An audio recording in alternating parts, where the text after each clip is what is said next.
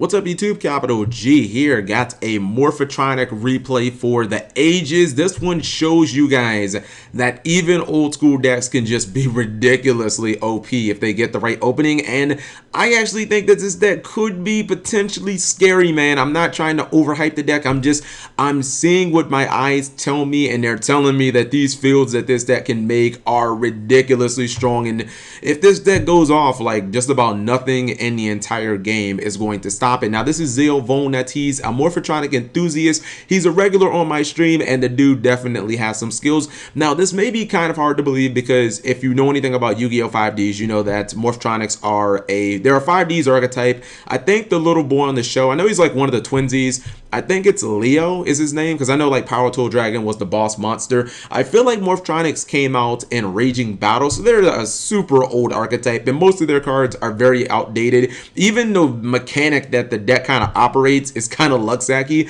Like a lot of the cards, like Selphon, they kind of operate off like die rolls, and then you excavate a certain number of cards off the top of your deck, and sometimes you'll like summon a Morphtronic monster ignoring the summoning conditions, or sometimes you'll like add one to the hand. The deck has a couple of monster reborns, although one of them is kind of terrible. But what I like about the Arc V era is it seems like because there are so many powerful cards, it just seems like every deck that can go off, its ceiling has been raised because of cards like Pot of Desires, and because of Instant Fusion Norden, and just because of so many other really strong cards that have been released, like Crystal Wing Synchro Dragon. It seems like even these super obscure decks, like, they can just absolutely wreck you now. And I'm telling you guys, you might not believe in Morphtronics, but after you see these fields, maybe you might be a convert. Maybe you might be like, wow, Cap, I don't know, man, Morphtronics might be legitimate, might be the next deck to watch out for. Otherwise, it's gonna put you in the dirt. So I'm gonna show you guys the replay.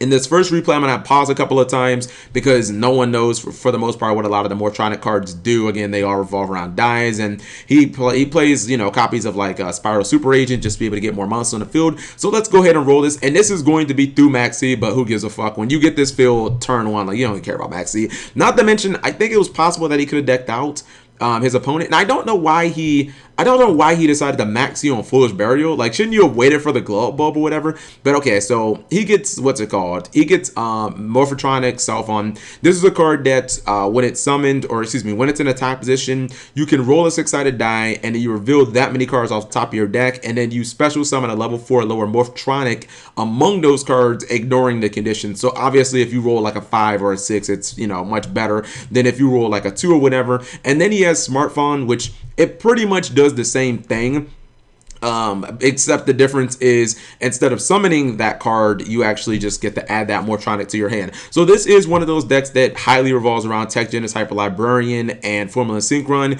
You're just going to draw tons and tons of cards, and unless your opponent can kill this, maybe if they're playing Valor, they can stop it, but outside of that, they're just going to get wrecked. Now, the deck does have a couple of Monster Reborns. Well, this more or less is kind of like a bad Premature Burial, because you have to send a Morphtronic monster from your hand to the graveyard, and then you get to summon one. And there's also another one that's kind of like a Swing of Memories from Morphtronics. You'll see that later. But the real beauty about Morphtronics is because they're from the 5Ds era, none of their cards are like once per turn. You can use Selphon like 3 times in one turn if you want, and that's why a lot of people run things like 1-for-1 in the deck and run like Machine Duplication, because all of these Morphtronics, like a lot of the powerful ones, are level 1, and they all have like really crappy stats. I mean, they're synchro based, they're not supposed to have good stats or whatever. So you see the second time Selphon's going to be used, and he's just going to keep on going. Now, if you pause right here, you can see he already has a Quasar on board. Now, I did hear a lot of stories about how Morphtronics can make like a turn 1 Quasar, which is pretty good. You know, there are decks like Fabled, and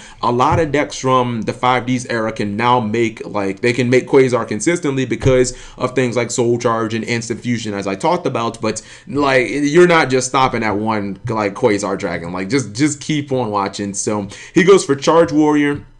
Obviously, Charge Warrior plus TG Hyper Librarian is like draw 2 cards. Selphon is summoned a 3rd time, and he's just going to keep going. So now he has Crystal Wing Synchro Dragon, which is pretty good. Maybe Quasar is a little better, but, you know, don't worry, it will come.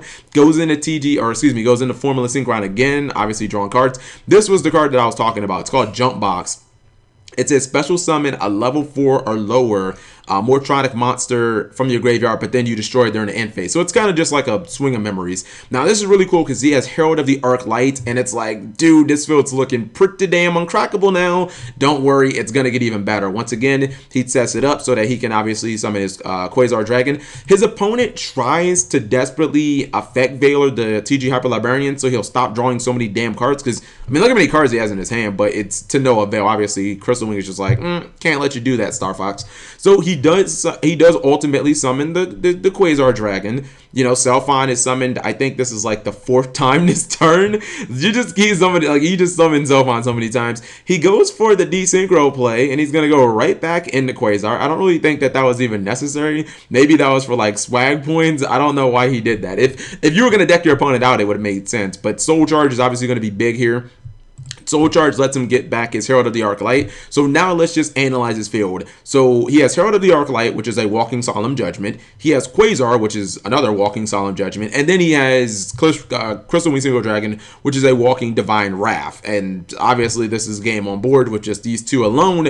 But it gets even better. Now you dropped an Naturia Beast, and it's like, what are you going to do against this field? Are you going to activate monster effects? No, I don't think so. You're going to activate traps? Nope. You're going to activate spells? No. Like, basically, unless you're playing, like, Lava Golem, or unless you're playing, like, Kaijus or something, like, how do you out this field? You can't even Kaiju away everything. Like, even if you Kaiju away, like, the shooting Quasar Dragon, you still have to deal with, like, Naturia Beast and Herald of the Arc Light, plus, like, Crystal Wing. You can't summon two Kaijus in my field. That's illegal. So like, I don't really know what you do against a field. Now granted, this guy drew, I think, like 50 cards off of Max C, so maybe he can out it, because he would actually end up decking out if he tried to use Naturia Beast more than 7 times. But just in general, this is such a strong field, and I know some of you guys are like, oh cap, this guy probably played this deck 500 times, and that was the one time that it actually happened. Just watch. I got a tag duel for you guys. Got a spicy tag duel. You guys are gonna see once again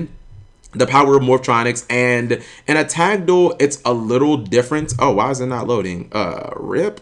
There we go. In a tag duel, it's a little different. I think that it is a little harder to go off, because in tag duels, you know, like you get both players get to set their spells and traps. So like basically the defenses it's kind of magnified, because you kind of have to fight through both players' back row, and especially if you're the guy who goes 4th in a tag duel when everybody has already set up, like you have to deal with all of that. I mean, you get the same amount of cards as the guy who goes 2nd or 3rd. It's just a little bit more difficult for you to try and get through all of that. So once again, we see Zale Volnut at the bottom.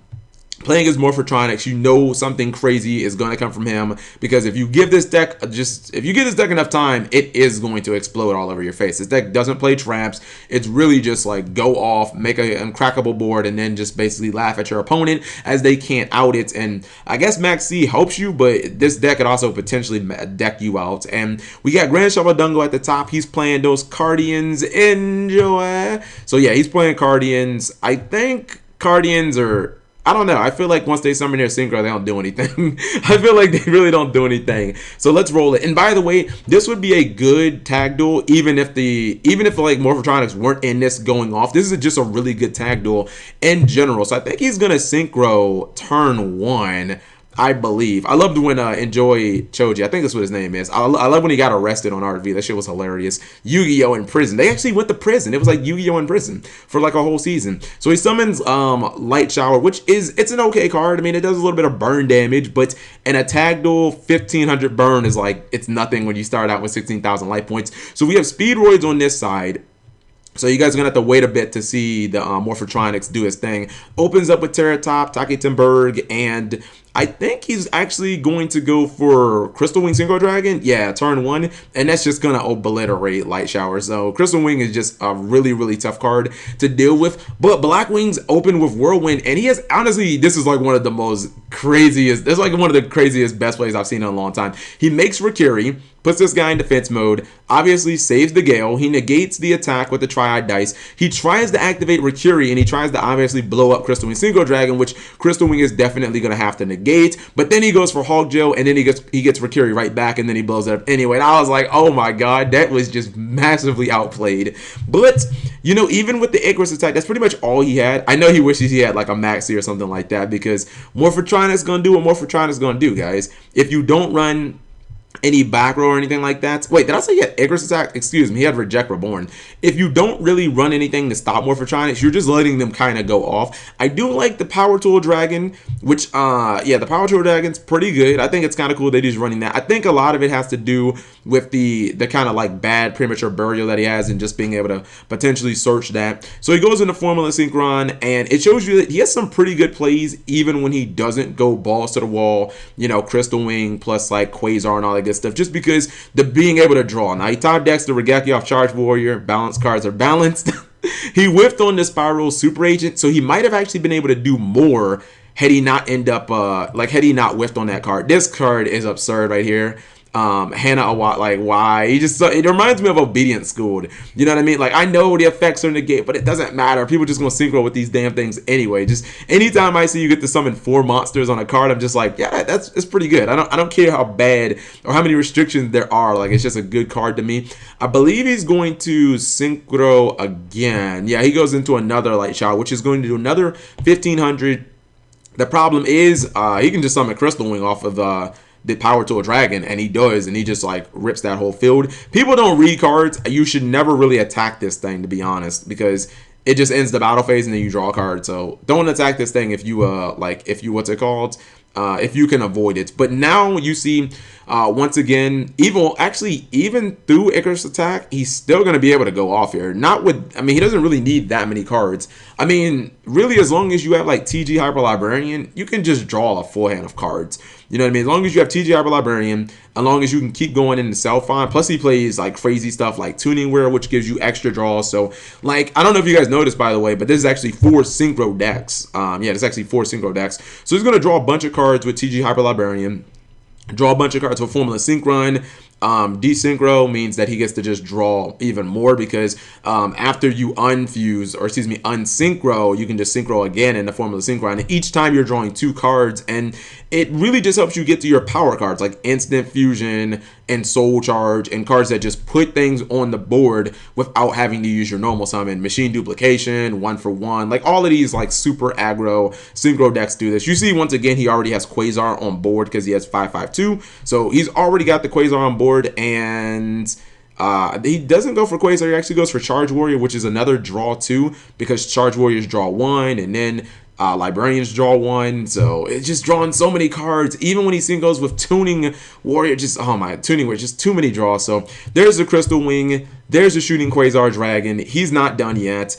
He's going for game here. I hate to say it, but yeah, he's actually going to go for game. Once again, he is able to make the Naturia. I think he's going to go for Naturia Beast here, if I'm not mistaken.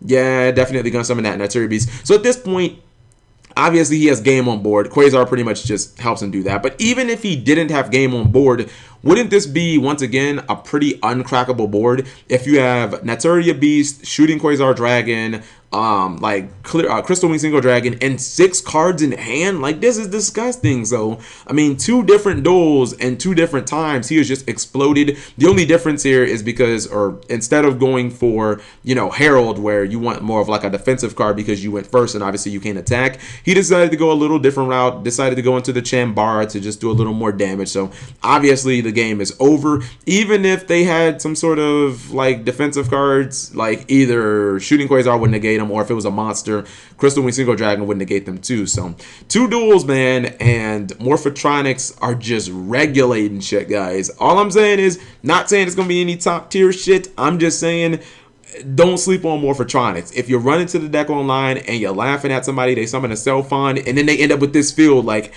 you're going to be feeling pretty salty. So, thank you guys for watching. As always, I love duels like this where you see these decks, just decks that you haven't seen maybe in 5 or 6 years be played, and they can just do this. Like, they can end up with this freaking field because some of the newer cards have just benefited some of the older decks. People just have to go back. I guarantee you, this might sound crazy, I wouldn't be shocked if Cloudians could do stuff like this too. Like, I really wouldn't be shocked if somebody sends me like a Cloudian replay of like triple Quasar or something like that. So anyways, thank you guys for watching. As always, if you guys enjoyed the video, give it a thumbs up. And if you have not subscribed, you gotta do that too.